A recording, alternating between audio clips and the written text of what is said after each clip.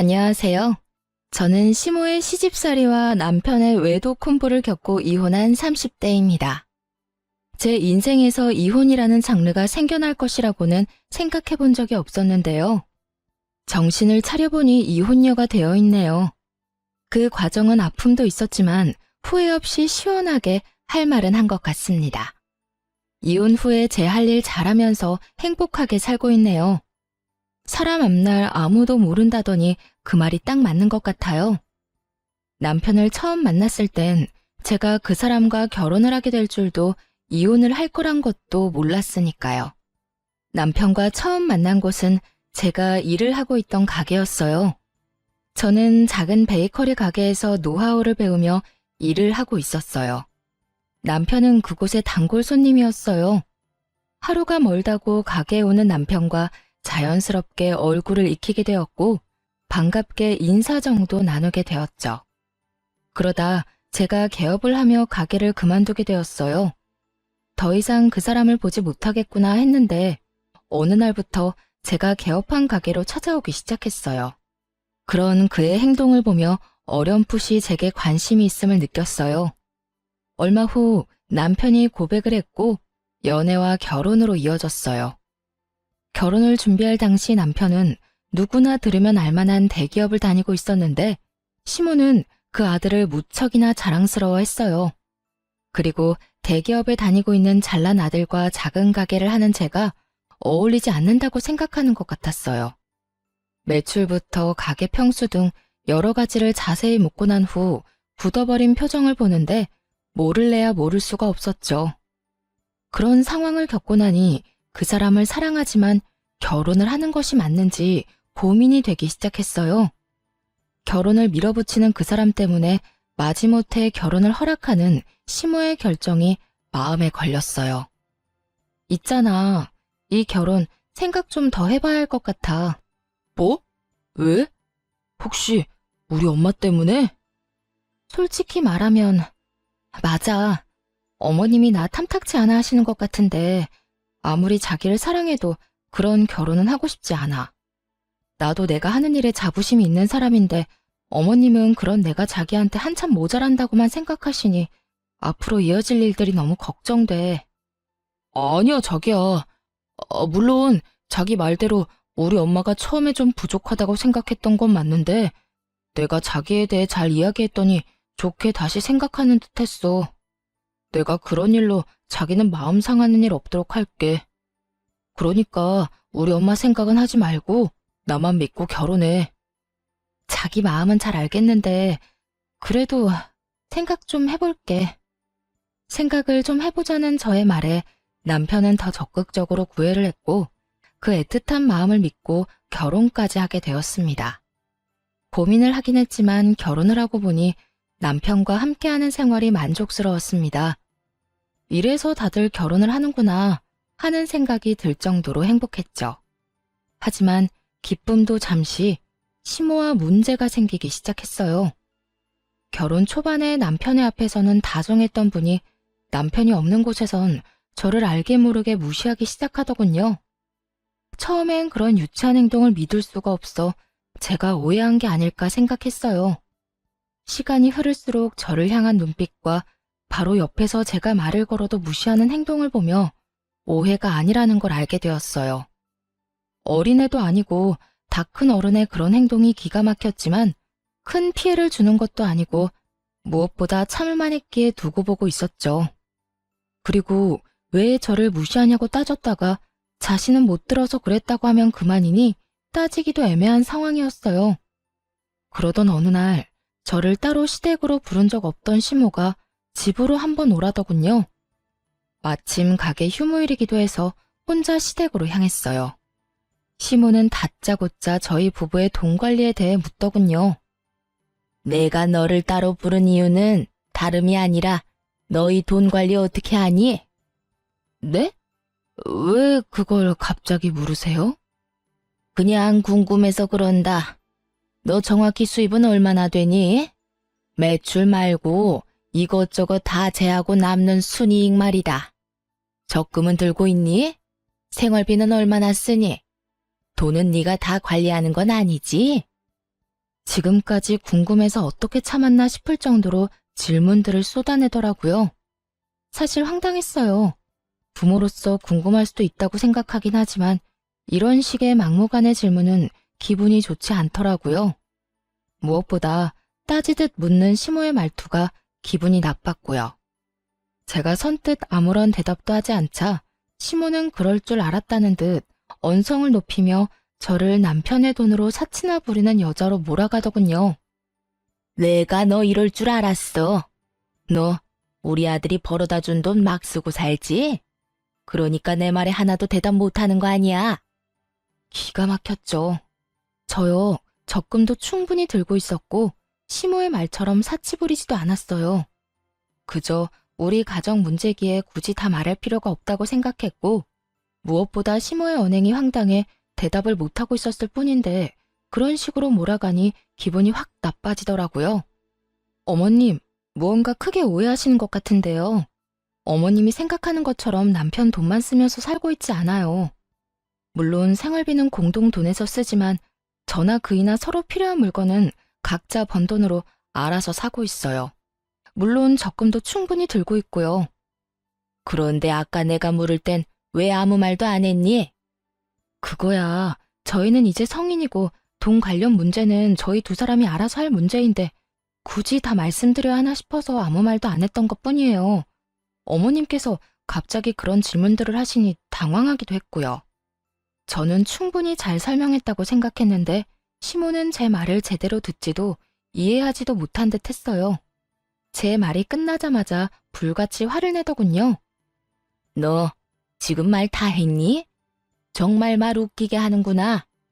네 남편이기 전에 내 아들이다. 그런 귀한 내 아들이 힘들게 번 돈 어디에 어떻게 쓰는지 엄마가 궁금할 수도 있는 거야. 그러니 당연히 대답해줘야 할 거 아니야. 막무가내로 대답할 것을 요구했고 이때 저는 앞으로의 원만한 결혼 생활을 위해서라도 확실하게 짚고 넘어가야 한다고 생각했어요. 웬만하면 좋게 넘어가고 싶었지만 여기서 지고 들어가면 앞으로도 우리 부부 생활의 모든 부분을 간섭하실 것이 분명해 보였으니까요. 결혼 전까지는 어머님의 아들이기만 했지만 이제 제 남편이기도 하죠.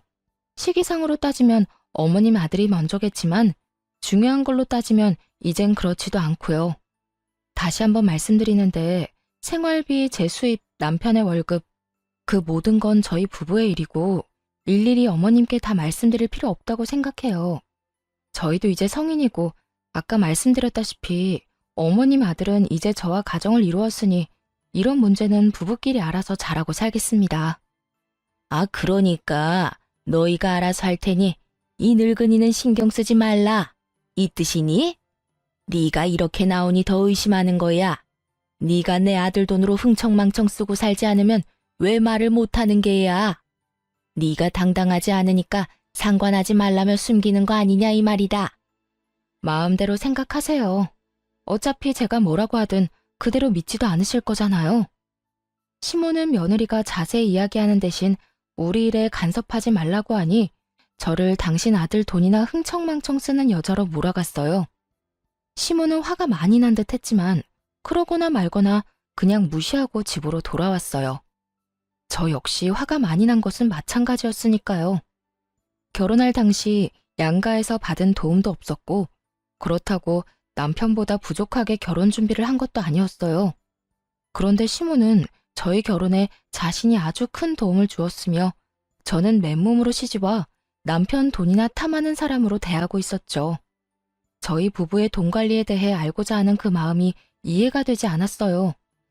그날 밤 저 혼자 해결할 수 있는 문제가 아니라고 생각하고 남편에게 그날의 일을 모두 알렸어요.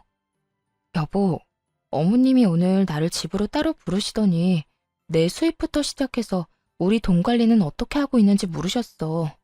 내가 너무 당황해서 아무 대답도 못하고 있으니까 나보고 뭐라고 하신 줄 알아? 당신이 벌어다 준 돈 흥청망청 쓰고 있는 거 아니냐고 오해하고 버럭 화를 내시더라니까. 그래? 별일도 아닌데 그냥 대답 좀 해주지 그랬어. 괜히 엄마 기분만 상하게 만든 거 아니야? 당신 말대로 별거 아닌 문제일 수도 있지만 별거인 문제가 될 수도 있어. 엄연히 우리 가정일인데 어머님 기분 상할까봐 일일이 다 보고하면서 간섭받으면서 살 거야? 지금 이 상황, 당신이 생각하는 것만큼 간단한 문제가 아니라고. 나는 모르겠으니까 당신이 알아서 해. 당신이랑 엄마 사이에서 귀찮아지는 거 딱 질색이야. 그러니까 당신이 알아서 하고 나한테는 아무 말 하지 마. 남편은 알아서 하라며 이 일에서 슬그머니 발을 빼버리더군요. 해결은 못해줄 망정 피하려고만 하는 남편을 보며 자신이 당해보지 않아 저런 식으로 행동할 수도 있겠다 싶었어요. 그래서 친정엄마께는 죄송하지만 모든 사실을 알려드리며 도움을 청했어요. 며칠 뒤 엄마는 저녁 식사를 하자며 저희를 부르셨죠. 그리곤 준비하신 말을 꺼내놓으셨어요. 저기, 우리 사위는 연봉이 얼마나 되나? 뭐 대기업 연봉이 높으니 우리 딸 굶기지는 않을 만큼 버는 건 알긴 하지만 요즘 워낙 경기가 좋지 않아 내가 걱정이야. 희망퇴직 이런 거 하라고는 안 해? 그리고 혹시 돈 관리는 누가 하는지도 물어봐도 될까? 아니, 혹시 우리 딸이 생활비 눈치 보고 사는 건 아닌가 걱정이 돼서 말이야. 엄마는 시모가 내게 그랬던 것처럼 돈에 관한 질문을 했어요. 남편은 그런 엄마의 끝없는 물음에 크게 당황하는가 싶더니 주섬주섬 대답을 하더군요. 그렇게 불편한 저녁 식사 시간이 끝나고 남편은 그런 간섭이 상대방에게 얼마나 무례하고 곤란한 일인지 뒤늦게 깨달은 듯 했어요. 집으로 돌아오자마자 시모에게 전화를 걸었으니까요. 엄마, 앞으로 집사람한테 생활비 수입같이 돈 관련 이야기는 묻지 마. 갑자기 그 이야기는 왜 꺼내? 무슨 일이 있었니? 왜 이러긴. 진작 말해야지 했는데 오늘에서야 이야기하는 것뿐이야. 엄마는 그저 궁금해서 물어봤을지 몰라도 듣는 사람은 얼마나 기분 나쁘고 곤란하겠어? 그냥 궁금해서 그랬지. 우리 아들이 얼마나 버는지, 우리 며느리 가게는 어떤지 하고. 엄마가 궁금해하는 걸 이해 못하는 건 아닌데 입장 바꿔서 장모님이 나한테 그런 식으로 일일이 간섭한다고 생각해봐. 그러니까 앞으로는 그런 건 묻지도 궁금해하지도 말아요. 우리가 알아서 다 잘하고 있으니까. 남편은 단호하게 시모의 간섭을 막아버렸고 아들에겐 상냥하게 그저 궁금해서 그랬다며 앞으로 그러지 않겠다던 시모는 저에겐 180도로 태세를 바꿔 본격적으로 트집을 잡기 시작했어요. 온갖 트집 중에 가장 짜증이 나는 건 제가 입고 들고 신는 것에 관한 것이었어요. 결혼 전부터 입던 옷을 입어도 내 아들 돈으로 산 것이 아니냐며 시비를 걸더군요. 예, 그거 못 보던 옷인데 혹시 우리 아들 돈으로 산 옷이니? 알아서 잘한다더니 그렇게 비싼 옷이나 사서 언제 돈 모으려고 그러니? 어머님, 이거 제가 결혼 전에 큰 마음 먹고 산 옷이에요. 그걸 어떻게 믿니? 이번에 새로 사고 처녀 때 산 옷이라고 우기면 내가 알 방도가 없지 않니? 저요, 결혼하고 남편 돈으로 옷 한 벌 산 적이 없어요. 그렇게 정 믿업지 않으시면 처녀 때 이 옷 입고 찍은 사진 있으니까 보여드릴게요. 그것도 못 믿으시겠으면 어머님 아들한테 물어보시고요. 궁금해하길래 대답해준 것뿐인데 이런 제 대답에 혀끝을 차며 버르장머리를 운운하기 시작했어요. 이것 봐라. 어쩌면 저렇게 말대꾸를 쫑알쫑알 해대는 건지. 하여튼 요즘 것들은 이렇게 버르장머리가 없다니까. 아니, 네가 좀 특출나게 그런 거니? 어른 말에 한마디도 안 치고 말 대답하는 거 말이다. 어떻게 넌 내 말에 그냥 네라고 대답하고 넘어가는 일이 없어? 그거야, 어머님이 제가 네 하고 대답하도록 말씀하시지 않잖아요. 걸어오는 말들이 대답이 필요한 것들인데 제가 기계도 아니고 앞뒤 맞지 않게 네네만 할 수는 없잖아요. 그냥 고분고분하게 대답만 하길 원하시면 그런 질문을 해주세요. 그러면 저도 편하고 좋죠? 이후에도 시모는 저를 괴롭히고 싶어 안달이 난 사람처럼 행동했고 저 역시 피하지 않고 맞섰죠. 제가 아무리 할 말은 참지 않고 한다고 한들 기분이 나쁘고 정신적으로 많이 피곤하더라고요. 그래서 전 자연스럽게 시모의 연락을 피하게 되었죠. 그러던 사이 오래 기다렸던 남편의 진급이 결정되었어요. 그 소식을 들은 시모가 가게로 찾아와 잘난 아들 유세를 하기 시작하더군요.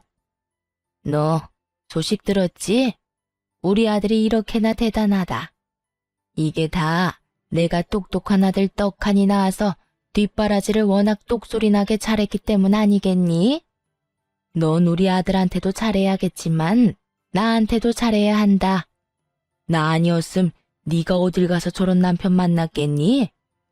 시모는 남편의 진급이 모두 자신의 덕이라며 듣고 싶지 않은 본인 자랑, 아들 자랑을 한참 늘어놓더군요. 그리고 시모의 입에서 기가 막힌 이야기가 흘러나오기 시작했어요. 그래서 하는 말인데 앞으로 너희 생활비 빼고는 나한테 다 주거라. 진급도 했으니 연봉도 올라갈 텐데 그 돈을 너희가 관리해서 제대로 모으기나 하겠니? 내가 내 용돈 조금 빼고 다 모아줄 테니 당장 다음 달부터 그렇게 해. 용돈만 좀 달라고 해도 시모 하는 꼴이 기가 막혀주기 싫은데 아예 생활비를 빼고 나머지 돈을 당당하게 내놓으라니요. 너무 당당하게 저딴 말을 하는 모습을 보니 황당하더라고요. 이 일을 남편에게 말해봤자 소용이 없겠다는 생각이 들었어요. 말해봤자 뭐 하겠어요. 작은 문제도 귀찮다고 저에게 다 미루는 사람인데 이번 상황이라고 뭐가 다를까 싶었으니까요. 빠르게 머릿속이 정리되어 갔고 이 상황을 제가 해결하기로 했죠. 그러니까 어머님 말씀은 제가 돈 관리를 똑바로 못할까봐 돈을 맡기라는 뜻이네요. 그래, 그거지. 이제야 네가 말이 좀 통하는구나. 그런 문제라면 친정에 맡길게요. 아시겠지만 저희 부모님 두 분 다 오랫동안 은행에 계시다가 퇴직하셔서 자산 관리는 전문가 뺨치게 잘하세요. 투자 쪽도 꽤 잘 아시고요. 당장 다음 달, 아니 당장 이번 달부터 친정에 다 맡겨야겠어요. 이런 생각은 하지도 못했는데 감사해요. 저는 밝게 웃으며 시모에게 감사 인사까지 전했고 이런 제 말에 노발대발하기 시작했습니다. 너 지금 그 말 진심이니? 당연히 너희가 번 돈은 시댁에 맡겨야지. 그걸 왜 친정에 맡기는 게야? 시댁이랑 친정이 같아? 넌 출가했으니 이제 우리 집 사람이다. 같은 부모님인데 뭐가 다른가요? 저도 저희 집에선 하나뿐인 귀한 자식인데요. 설마 친정에서 저희 돈이라도 떼먹을까봐 그러세요? 걱정 마세요. 절대 그런 일은 없어요. 그게 무슨 말 같지도 않은 소리니? 같다니 뭐가 같단 말이야. 너는 우리 집에 시집 왔으니 이제 네 친정과는 끝난 인연인 거야. 그리고 내 아들 돈을 왜 엄한 집에다 맡겨? 내 아들 돈은 내 돈과 다름이 없다. 그런 내 돈을 왜 사돈댁에 맡긴다는 말이야? 어머님 말이야말로 헛소리를 하시네요. 결혼하기 전이야 어머님 아들이니 아들 돈을 마음대로 관리했을지 몰라도 이젠 저랑 결혼했으니 더는 어머님 돈이 아니라고요. 전 그대로 시모를 가게에서 내쫓아버렸고 그날 저녁 집에 화가 잔뜩 난 남편이 저를 기다리고 있더군요. 당신 어떻게 그럴 수가 있어? 아무리 엄마랑 사이가 좋지 않다고 해도 그렇지. 용돈 좀 받아보겠다고 거기까지 찾아간 시어머니를 그렇게 매정하게 쫓아낼 수가 있어? 그러니까 당신 말은 내가 고작 용돈 좀 달라고 찾아온 어머님을 용돈 주기 싫어서 가게에서 내쫓았다 이 말이야? 그래. 우리 엄마가 아까 울면서 전화해서 다 말했어. 당신이 친정에 용돈 줘야 해서 우리 엄마한테 줄 돈은 없다고 했다며? 나 진급도 했고 연봉도 올랐는데 용돈 좀 드리면 어디가 돋나? 말을 들어보니 낮에 그 일이 있고 난 후 남편에게 전화를 걸어 울고불고 하며 없는 말을 지어내 저와 남편의 사이를 이간질했더군요. 아무것도 모르고 당하기만 하던 신혼 때와는 달리 이런 상황을 대비해 미리 가게 CCTV 영상을 복사해온 상태였고 녹화된 영상을 보여주며 사실은 시모가 남편에게 한 말과 아주 많이 달랐음을 증명해 보였죠. 이제 알겠어? 어머님이 당신한테 거짓말한 거야. 용돈 조금 달라고 가게까지 찾아올 뿐이야? 생활비만 빼고 돈 다 내놓으라고 하시더라. 남편은 영상을 보고 시모에게 전해 들은 말과 다르니 처음엔 당황하는 듯 하더라고요. 하지만 그것도 잠시 천연덕스럽게 시모의 편을 들기 시작했어요. 들어보니 우리 엄마 말이 틀린 말도 아니네. 뭘 그렇게까지 싸웠어? 그냥 엄마가 하자는 대로 하면 안 돼? 우리 엄마가 우리 편하게 돈도 관리해주고 알아서 투자도 해준다잖아. 우리한테 나쁜 일도 아닌데 왜 이 난리인지 모르겠다 정말. 정말 모르겠는 사람이 누군데 아무렇지 않게 말하는지 이해가 되지 않았어요. 시모가 투자 전문가도 아니고 시모에게 돈을 맡기는 것을 왜 이리도 당연하게 생각하는 것인지 여러분께서는 이해가 되시나요? 제 머리로는 도무지 이해가 되지 않았지만 남편과 시모의 말도 안 되는 논리에 따라주기로 했죠. 아, 그래? 그러면 당신 월급은 어머님한테 맡겨.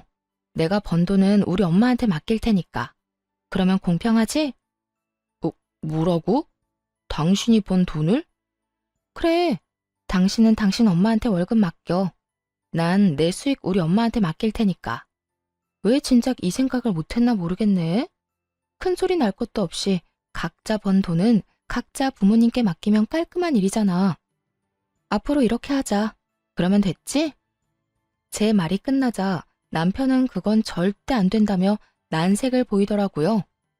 당시 제가 운영하는 가게의 레터링 케이크와 수제 쿠키가 인기를 얻어 주문이 밀린 만큼 바빠졌고 자연스럽게 매출이 많이 올라 저의 수익이 남편의 월급을 넘기는 달이 많아지고 있었기 때문이었죠.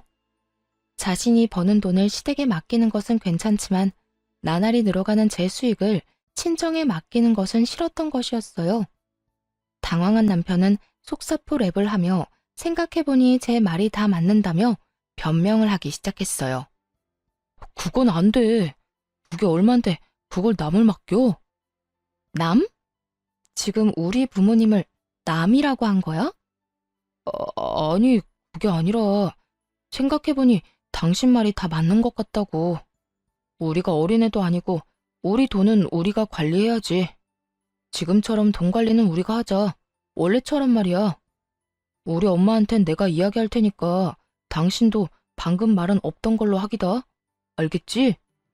남편의 말을 듣고 있는데 어이가 없어 말문이 막혔어요. 그렇게 아무 대답도 하지 않고 남편을 빤히 보고 있는데 남편 휴대폰에 문자 알림음이 울리더군요. 남편은 놀라며 휴대전화를 확인했고 그의 안경렌즈에 반사된 문자 내용을 언뜻 보게 되었어요. 상호는 보진 못했지만 20만 원이 넘는 금액을 쓴 카드 승인 문자였어요. 순간 뭔가 기분 나쁜 예감이 저를 스쳤죠. 남편에게 문자가 온 것이라면 남편의 카드를 썼다는 것일 텐데 남편은 저와 이야기를 나누고 있었으니 그 어떤 것도 결제할 틈이 없었죠. 거기에다 자동 결제라 하기에도 저녁 10시가 넘은 시간이라 그 시간에 자동 결제가 될 일도 없었고요. 카드 승인? 당신 카드 잃어버렸어? 당신은 지금 나랑 이러고 있는데 무슨 카드 승인 문자가 와? 나는 혹시나 하는 마음에 남편에게 물었고 크게 당황하는 듯 하다가 대답하더군요. 잃어버린 게 아니라 엄마한테 꼭 필요한 거 있으면 쓰시라고 한 장 줬어. 뭐? 카드를 어머님 드렸다고? 비상용으로 혹시나 해서 줬는데 오늘 쓸 일이 있었나 보네. 당신 기분 나쁜 거 아니지? 우리가 따로 용돈을 드리고 있는 것도 아니고 이 정도는 할 수 있잖아. 잘했어. 어머님께 카드 정도는 드릴 수 있지. 애써 쿨한 척 대답은 했지만 저는 전혀 괜찮지 않았어요. 시모는 9시 뉴스가 시작되기도 전에 잠자리에 드는 편이라 카드를 사용한 그 시간까지 깨어있을 사람도 아니었죠. 혹여나 무슨 일이 있어 깨어있더라도 아들 카드를 말없이 20만 원이 넘는 금액을 결제할 사람이 아니었거든요. 남편이 수상할 수밖에 없는 상황에 찜찜한 마음을 가득 안고 그의 행동을 눈여겨보게 되었습니다. 그러다 결국 꼬리를 잡게 되었습니다. 그날은 남편이 진급 축하 회식을 하고 밤늦게 들어온 날이었어요. 잔뜩 술에 취해 정신없이 잠이 든 상태였죠. 일단 전 잠든 남편을 살피며 조심스레 휴대전화를 살펴보았습니다. 딱히 수상한 점은 발견할 수 없었어요. 주차장으로 내려와 남편의 차 블랙박스를 살펴보게 되었습니다. 그곳에서 믿을 수 없는 영상을 발견하게 되었습니다. 얼마나 철두철미한지 이전 영상은 다 삭제되어 있었는데 딱 그날 집으로 돌아오는 차 안 상황만 남아있더라고요. 회식 마친 남편은 상간녀와 함께 대리를 불러 차를 타고 온 듯 했어요.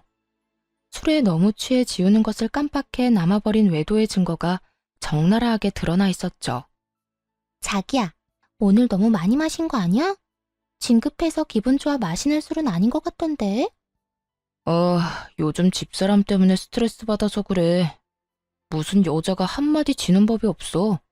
우리 엄마한테도 또박또박 말대답이나 하고 말이야. 내가 요즘 두 사람 그 사이에서 아주 피곤해. 그것만큼 남자 피곤하게 만드는 일이 또 없지. 그래서 난 우리 남편이 뭐라고 하면 그냥 대답만 하고 무시해버려. 말 길게 해봤자 좋은 게 하나 없더라고. 자기는 어쩌면 이렇게 현명해? 어디 현명하기만 해? 능력도 좋아서 이번에 나 진급까지 딱 시켜주는 거 봐.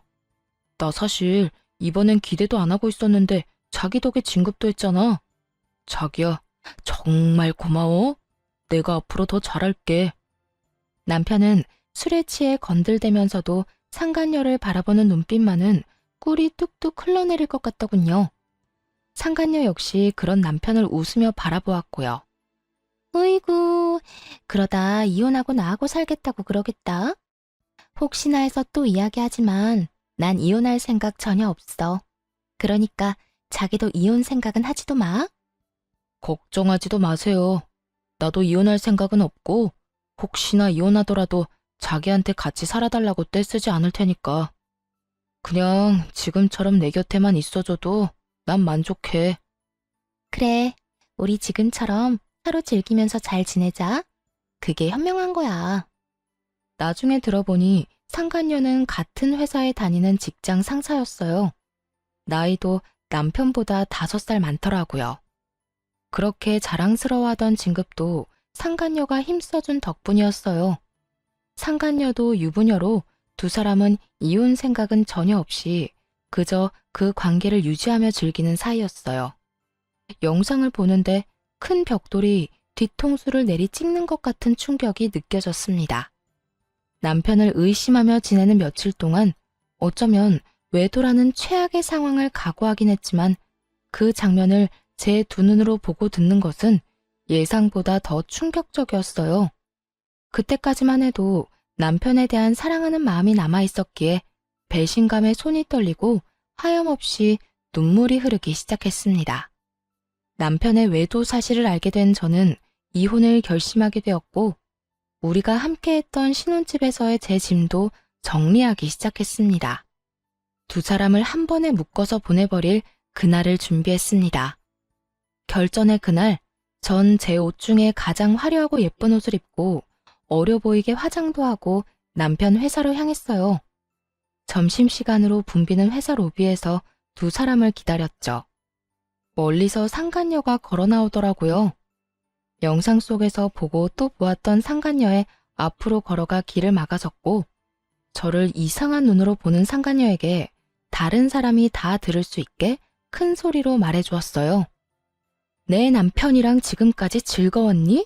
아니, 능력이 얼마나 좋으면 그 힘으로 내 남편 진급까지 시켜준 거야?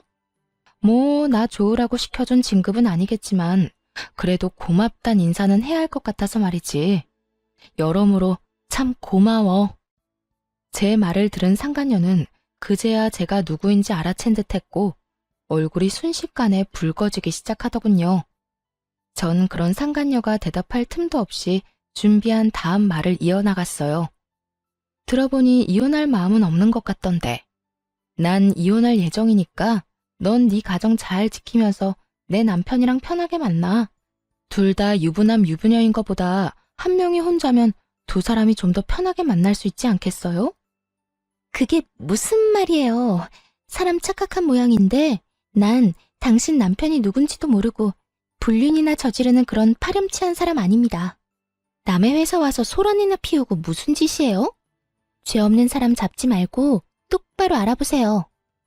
당황해하는 표정을 숨기지도 못하면서도 뻔뻔하게 사람을 잘못 봤다며 발뺌을 하더라고요.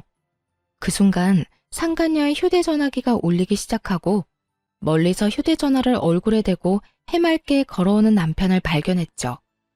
저는 직감적으로 남편의 전화 상대가 상간녀임을 알아차렸고 상간녀의 손에서 요란하게 울고 있는 휴대전화를 낚아채 전화를 받았어요. 자기 어디야? 밥 먹으러 갔어? 어딘지 알려주면 나도 그리로 갈게. 우연인 척하고 같이 먹으면 되잖아. 그때까지도 제발 아니길 바랬지만 역시나 그 전화는 남편의 전화였고 아무것도 모르는 남편의 목소리는 참 해맑더군요. 전 그런 남편을 향해 손을 흔들며 큰 소리로 이렇게 말해주었어요. 네 자기 여기 있어. 멀리서 찾지 말고 이리로 와. 나랑 이야기 나눈다고 아직 식당은 못 갔거든. 남편은 그제야 저를 발견했고 해맑던 얼굴은 순식간에 웃음기를 잃고 달려오더라고요. 이 흥미진진한 상황에 점심을 먹으러 가던 주변 사람들의 모든 시선이 저희 세 사람에게 집중되었고 그 최고의 타이밍에 남편에게 준비한 말을 해주었어요. 당신 여기 어떻게 왔어? 이게 무슨 일이야? 무슨 일이긴 당신 바람 피우다 나한테 딱 걸린 상황이지. 그래서 하는 말인데 우리 이혼해. 나는 당신 같은 인간이랑 더는 살고 싶지 않아서 말이야. 바람이라니? 아니야, 오해라고. 일단 내 이야기 좀 들어봐. 이런 식으로 이혼하자고 하는 법이 어딨어. 그것도 사실도 아닌 일로 오해해서 말이야. 오해? 오해 좋아한다. 이걸 보고도 어디 당신들 입에서 오해라는 말이 나오는지 보자. 모든 것이 들통나고도 오해라며 뻔뻔스럽게 나오는 두 사람에게 전 그날 녹화된 블랙박스 영상을 틀었습니다. 수많은 사람들이 가던 길을 멈추고는 숨죽이고 우리의 대화를 듣게 되었죠. 그 대화 내용은 로비에 가득 차게 되었죠. 이걸 어떻게... 여보, 나 바람 피운 건 맞는데 당신이랑 이혼할 생각은 없어. 여기 내 회사야. 여기서 이러면 나랑 이 사람이랑 앞으로 회사 생활 어떻게 하라고. 우리 일단 여기서 나가서 이야기하자. 어? 그래요. 일단 나가서 이야기해요. 나가서 제가 무릎을 꿇고 빌든 뭘 하든 하라는 대로 다 할 테니까 일단 나가서 이야기하자고요. 야, 너희들 진짜 웃긴다. 너희가 이혼할 생각이 없으면 나는 이혼도 하면 안 돼? 양심이라는 게 없니? 그리고 내가 어디에서 무슨 말을 하든 그건 내 마음이고 난 내 뜻대로 할 거야. 내가 지금 이 상황에 너희 두 사람 회사 생활까지 걱정해주면서 말 가려하게 생긴 것 같아? 손댈 가치도 없어 보여서 좋은 말로 해주니까 내가 만만해? 저는 악다구니를 쓰며 두 사람을 향해 소리를 질러버렸고 두 사람은 아무 말도 못하고 고개만 푹 숙이고 있었어요. 저희 목소리에 사람들은 점점 더 모이기 시작했고 남편은 저라도 붙잡아야겠다는 생각이 들었는지 매달리기 시작했어요. 여보, 내가 정말 잘못했어. 잠시 어떻게 됐었나 봐. 그런 짓을 하면 안 되는 거였는데. 회사 일로 이런저런 일 상의하다 보니까 그렇게 됐어. 앞으로 다신 이런 일 없도록 할 테니까 한 번만 나 용서해주라. 내가 당신 없이 어떻게 살아. 나 당신 여전히 사랑해. 어떻게 살긴 능력 좋고 현명한 저 여자랑 즐기면서 잘 살면 되지. 어찌되었든 난 내 할 말 다 끝났어. 더 할 말 있으면 법원에서 판사님한테 말해. 그렇게 뒤돌아 나오는데 상간녀가 무릎을 꿇고 빌기 시작하더라고요. 저기요. 제가 정말 죄송합니다. 남편분과는 다시는 만나지 않겠습니다. 제가 이렇게 빌 테니까 제발 제 남편에게만 알리지 말아주세요. 저 정말 이혼만은 절대 하고 싶지 않아요. 정말 웃기지 않나요? 자기 가정은 그렇게 소중하다는 사람이 남의 가정은 이렇게 망쳐놓고 이제 와서 미안하다는 말로 사과라뇨. 상간녀는 바닥에 머리를 숙이며 저에게 울고불고 하며 매달렸고 전 그런 상간녀를 내려다보며 말해줬어요. 와, 이거 진짜 웃긴 년일세.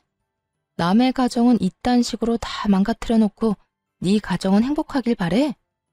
그렇게 네 가정이 소중했으면 애초에 이런 짓을 하지 말았어야지. 제발요. 제발. 정말 이혼까지 생각한 만남도 아니었다고요. 그저 가끔 밖에서 따로 시간 보내고 일 이야기 좀 나눈 것뿐이라고요. 그러니까 제발 제 남편에게만은 말하지 말아주세요. 말했지? 네가 이혼을 한다 만다 결정할 문제가 아니라고. 이거나, 너도 할 말 있거든. 변호사 데리고 와서 법원에서 이야기해. 그 더러운 손 내 몸에 대지 말고. 전 끝까지 제 바지가랑이를 붙잡고 늘어지는 상간녀를 뿌리친 채 그대로 친정에 왔습니다. 놀란 친정 부모님께는 그간의 일들을 조목조목 말씀드렸어요. 친정 부모님께 극진한 케어를 받으면서 이혼을 진행하게 되었어요. 전 당연히 유리한 재산 분할과 함께 두 사람에게 위자료를 받고 깔끔하게 이혼할 수 있었죠. 전 남편과 상간녀는 불륜 관계를 비롯해 진급에도 상간녀의 과한 개입이 있었음이 밝혀지며 둘 다 사이좋게 회사에서 쫓겨나고 말았죠. 제가 집으로 보내버린 소장을 상간녀의 남편이 발견하게 되며 상간녀 역시 외도 사실이 드러나 이혼을 당했다고 하더군요. 그리하여 전 남편 역시 상간녀 남편에게 위자료를 주게 되었고 그렇게 두 사람은 이혼을 하며 두 번의 위자료를 주느라 거지가 되었다고 합니다. 그렇게 그 지독한 인연도 끝이라고 생각했는데 전 시모가 가게로 찾아왔더라고요. 급한 일이 있는데 전 남편이 연락이 안 된다고 말이죠. 너는 왜 전화를 안 받니? 여긴 무슨 일이세요? 내 말 안 들리니? 왜 전화 안 받았냐고 내가 물었잖니? 몇 번을 전화했는데 어떻게 단 한 통을 안 받을 수가 있냔 말이야? 내가 굳이 그쪽 전화를 받아야 하는 이유라도 있나요? 이제 그럴 이유가 없다고 생각하는데요. 뭐? 그쪽? 너 진짜 어디 아프니? 아무리 너랑 내가 사이가 좋지 않다고 해도 그게 며느리가 시어미한테 할 말이라고 생각하는 거니? 에휴, 다 됐고. 내 아들 요즘 무슨 일 있니? 왜 연락이 안 돼? 담보대출 이자 갚아야 하는 날은 지났는데 연락은 안 되고. 계속 연체 연락이 오니 내가 여러모로 불안해서 이렇게 왔다. 우리 아들 회사 출근은 했니? 들어보니 전 시모는 제가 전 남편과 이혼했다는 사실을 모르는 듯 하더군요. 그리고 급히 돈 쓸 일이 있다며 돈을 빌려갔다고 해요. 다름 아닌 전 시댁집을 담보로 받은 대출이었죠. 금방 갚겠다던 전 남편은 돈은 고사하고 연락도 되지 않는 상황이고요. 그 순간 갑자기 블랙박스 영상 속에서 보았던 두 인간들의 대화가 생각났죠. 자기야, 나 돈 좀 빌려줄 수 있을까? 돈? 무슨 돈? 무슨 일 있어? 돈 필요한 일이 좀 있어서. 저번에 이야기했지만 알다시피 우리 친정엄마가 아파서 내가 돈 나갈 일이 많았잖아. 우리 남편은 내 돈으로 친정 뒷바라지하는 건 꿈에도 모르니까 이때까지 모은 돈 얼마나 되냐고 묻더라고.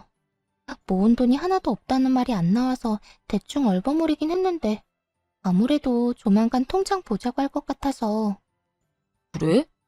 그러면 일단 내가 좀 알아볼게. 나도 당장은 돈이 없고 우리 엄마한테 물어보고 빌려줄게. 정말? 자기 최고다 진짜. 내가 이자까지 쳐서 꼭 갚을게.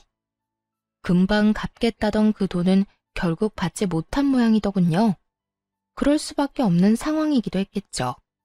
전 남편은 저에게 그리고 상간녀의 남편에게 위자료를 준다고 퇴직금에 빚까지 내서 탈탈 털어줬을 테고 상간녀 역시 상황이 별반 다르진 않았을 테니까요. 전 시모는 생각에 잠긴 제 어깨를 툭툭 치더니 준비한 말을 하기 시작했어요. 예, 무슨 생각을 그렇게 하는 거야? 너 돈 좀 있지? 일단 나 돈 좀 보내다오. 일단 연체된 돈부터 빨리 넣어줘야지. 하루가 멀다고 연락이 오는데 사람 피 말라 죽을 지경이다. 아무것도 모르는 전 시모는 아주 당당하게 당신 아들이 빌려간 돈을 제게 달라고 했어요.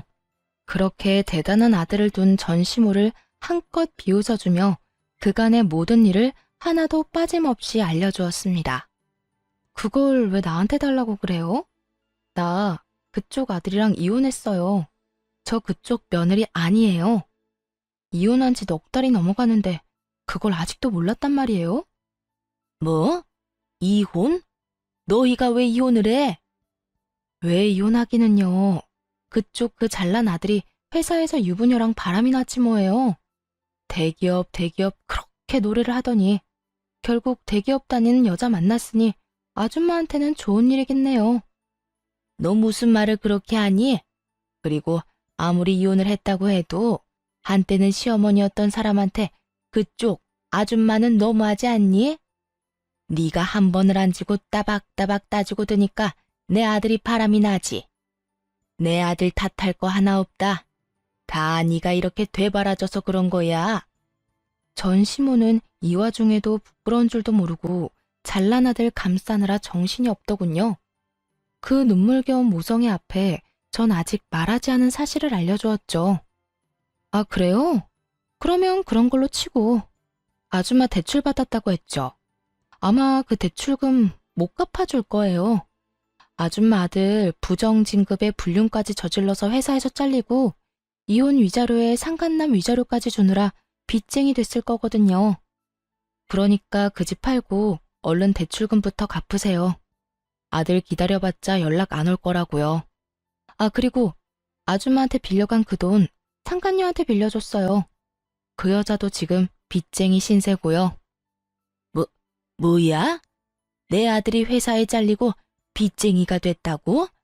그것도 모자란 내 돈을 그 여자한테 줬단 말이야? 네, 안타깝지만 다 사실이에요. 당장 아들한테 연락해서 물어보라고 하고 싶은데 보아하니 그 잘난 아들도 연락이 안 되는 것 같네요. 못 믿겠으면 회사에 연락해보든가요. 그럴 리가 없어. 똑똑한 우리 아들이 그런 멍청한 일을 할 리가 없잖아. 두 사람 증거 아직 제 휴대전화에 있는데 보여드려요? 그래야 조용히 내 가게에서 나간다고 하면 보여주고요. 화가 머리끝까지 난 전시무는 드라마에 나오는 회장님처럼 목덜미를 잡고 뒤로 넘어간 듯 하더니 저를 노려보며 가게에서 난동을 피우기 시작하더라고요. 뭐야? 인연이? 이게 다 너 때문이다. 내 아들이 하필 너 같은 거랑 결혼해서 그렇게 된 거야. 불쌍한 내 아들 가여워서 어쩌노. 내 아들뿐인 줄 알아? 한평생 살아온 내 집은 어떻게 할 거야? 그게 왜 내 탓이에요. 생사람 잡지 말고 당장 여기서 나가세요. 여기까지만 하고 나가면 내가 마지막으로 한 번은 참겠지만 지금 나가지 않으면 진짜 가만 안 있어요. 그렇게 마지막 기회를 줬지만 전 시모의 귀에는 들리지 않는 듯 했어요. 온갖 욕을 하며 제가 정성 들여 만든 쿠키와 케이크를 다 쓸어버리는가 싶더니 테이블과 의자까지 넘어뜨리더군요. 거기에다 예약을 받아 곱게 포장해 놓은 케이크까지 다 바닥으로 떨어뜨려 엉망이 되어버렸고요. 독한 년, 네가 그렇게 지독하게 구니 우리 착한 아들이 기가 눌려서 오만 여자한테 눈길을 준 거 아니냐 이 말이다. 내 아들을 그 꼴로 만들어 놓고 넌 이렇게 잘 먹고 잘 살려고 했어? 그렇게는 못 두지. 내가 그 꼴을 보고만 있을 것 같아? 정신 좀 차리세요. 아줌마 아들이 바람을 피운 건 나 때문이 아니라 아줌마 아들이 그런 인간이라 일어난 일이에요. 회사에서 잘린 것도 빚쟁이가 된 것도 다 아줌마 아들 탓이고 다 아들을 그따위로 키운 아줌마 탓이라고요. 전 이렇게 고함을 질러주며 전 시모를 끌어다 가게 밖으로 내쫓아버렸고 경찰에 신고를 해버렸죠. 예전의 관계를 생각하며 전 시모의 만행을 그냥 넘길 만큼 마음이 너그러운 사람이 아니었어요. 사실 전 시모와의 정은 쌓인 적도 없었지만요. 그렇게 전 경찰에게 가게에서 난동을 부린 모든 장면이 담긴 CCTV 녹화 파일을 넘겨드렸고 전 시모가 망가뜨린 제품을 비롯한 모든 것들을 청구해 다 받아냈죠. 전 시모는 제가 그렇게까지 나올 것이라 생각하지 못했는지 저에게 전화가 와서 화를 내긴 했지만 그대로 차단해버렸습니다. 그 이후 다시 연락을 한다거나 찾아오는 일은 없었어요. 시간이 지나 건너 들려오는 소문에는 전 남편과 상간녀는 빚쟁이가 되어 하루살이 신세를 면치 못하고 살아가고 있다고 했어요. 그렇게 그 소식을 마지막으로 지긋지긋한 전 남편 그리고 그 가족과의 인연의 끈도 끊어지게 되었습니다. 전 좀 더 좋은 곳으로 가게를 옮겼어요. 새로운 곳에서도 다행스럽게도 자리를 잘 잡고 잘 지내고 있어요. 일이 많아 돈을 많이 버는 것이 좋긴 하지만 아무래도 그만큼 몸이 힘들기에 하루에 정해진 양만 판매하고 나머지 시간은 레시피 개발이나 휴식을 하며 시간을 보내고 있는 요즘이에요. 아직 누군가를 연애를 하거나 다시 결혼을 할 마음은 없어요. 아무래도 믿었던 사랑하는 사람의 배신이 가장 힘들었지만 전 시모에게 온갖 트집 잡히며 시달린 것도 큰 스트레스였거든요. 물론 모든 시어머님이 그런 것도 아니라는 것도 알고 모든 남편들이 그런 것이 아니란 걸 잘 알고 있습니다. 그럼에도 한동안은 남을 사랑하는 대신 저를 사랑하며 지내고 싶은 마음이 더 큰 상태랍니다. 이렇게 지내다 좋은 사람이 나타난다면 다시 새 출발할 생각이 들게 될까요? 지금은 저를 위한 이 생활이 너무나도 평온하고 너무나도 만족스럽네요. 이런 걸 행복하다고 하는 거겠죠? 하여튼 전 지금이 너무 행복하다는 말을 전해드리며 이만 물러가 보려고 합니다. 긴 글 함께 해주셔서 감사하고 모두 행복하시길 진심으로 바랍니다.